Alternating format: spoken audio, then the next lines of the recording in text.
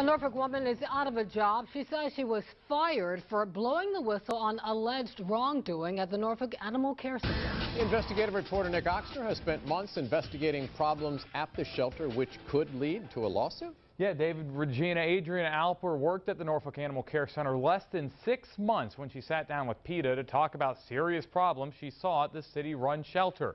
The day after that meeting, she was fired. Now, taxpayers could be on the hook for a major lawsuit because lawyers say she was wrongfully terminated.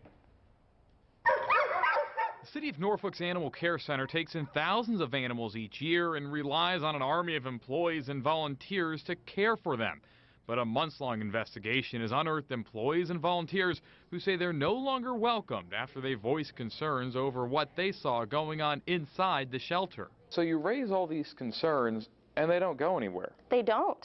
It kind of hits a dead, just a dead end.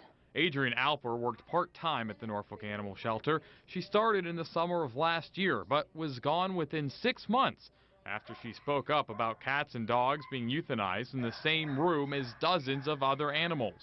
They would constantly euthanize cats in this intake area on a daily basis. Guidelines from the state veterinarian says routine euthanasia should happen in a specially designated area, quiet and away from other animals. Alper says that didn't happen, even after she raised the issue with her boss. It could affect their behavior, just the environment. And she said, well, this is just how we've done it. Cindy Fleisch is a longtime volunteer at the shelter who also sat on the board of the Friends of Norfolk Animal Care Center. She says not only is the shelter euthanizing dogs inappropriately, they're killing more animals than necessary, sometimes within hours of them coming into the shelter. You have to give an animal a chance, and they don't do it.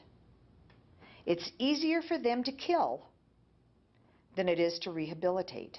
There's no state law requiring shelters to wait any period of time before putting an animal to sleep. But Fleisch says when she started speaking out about the high kill rate, she was told she's no longer welcomed at the shelter. And I was told that I couldn't volunteer. And I said, you've got to be kidding me. I was one of the original volunteers. Other issues at the shelter have been documented by former employees. Janet Buren wrote this letter to the shelter's management after she resigned in early 2011 to move out of state, writing, quote, I've discovered animals in pain, ill, or severely matted and in desperate need of grooming. My concern is that many of the animals will not receive the quality of care they deserve.